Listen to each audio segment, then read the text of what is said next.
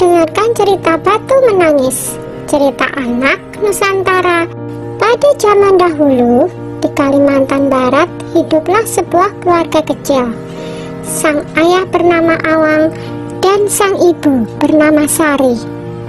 Setelah beberapa tahun, akhirnya lahirlah seorang anak perempuan cantik di keluarga itu. Namun ada kejadian aneh terjadi ketika bayi yang diberi nama Putri itu lahir. Angin bertiup kencang dan langit menjadi gelap.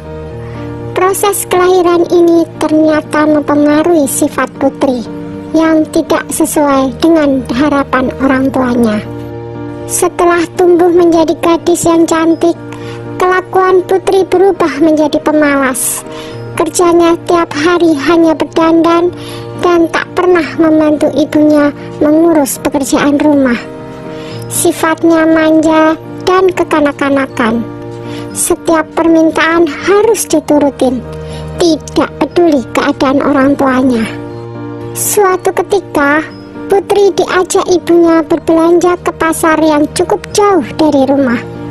Mereka harus berjalan melewati banyak desa. Sepanjang jalan, Putri berjalan melenggak-lenggok seperti bidadari. Putri membiarkan ibunya kerepotan membawa belanjaan sendirian. Putri sengaja ingin mendapat perhatian para pemuda di sepanjang jalan. Dan memang di setiap desa, para pemuda mengagumi kecantikan Putri. Dan akhirnya, seorang pemuda memberanikan diri untuk menyapanya. "Hai gadis cantik," kata pemuda itu menyapa Putri. "Boleh aku berkenalan denganmu?" "Tentu saja," saut Putri.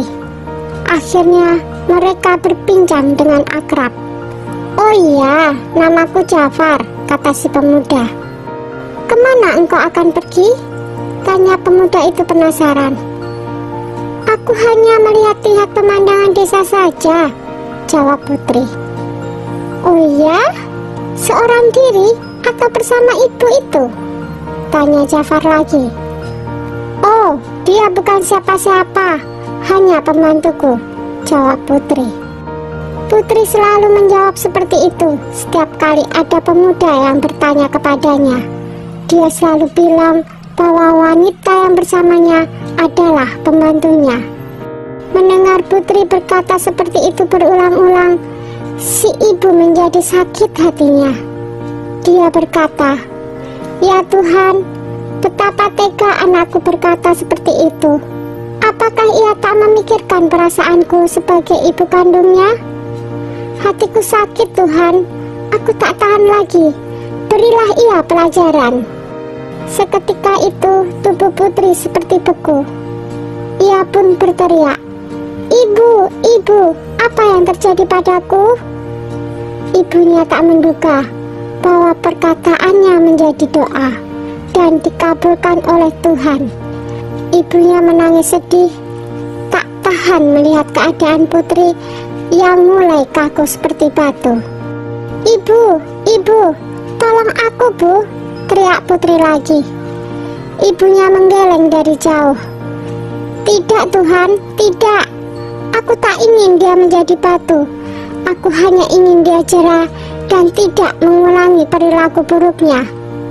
Si ibu memohon kepada Tuhan agar anaknya tidak dikutuk menjadi batu. Putri terus menangis. Ia akhirnya menyadari semua kesalahannya terhadap ibunya. Tetapi semua sudah tak berguna. Penyesalannya datang terlambat. "Ibu, maafkan aku. Maafkan aku, Ibu." Tak lama kemudian, Putri pun terdiam. Dia telah berubah menjadi batu untuk selamanya. Jangan pernah menyakiti hati ibu dan orang tua kita, karena itu adalah perbuatan yang sangat tercela. Segeralah meminta maaf jika kita pernah menyakiti hati orang tua kita. Sekian dulu ya ceritanya, jumpa lagi.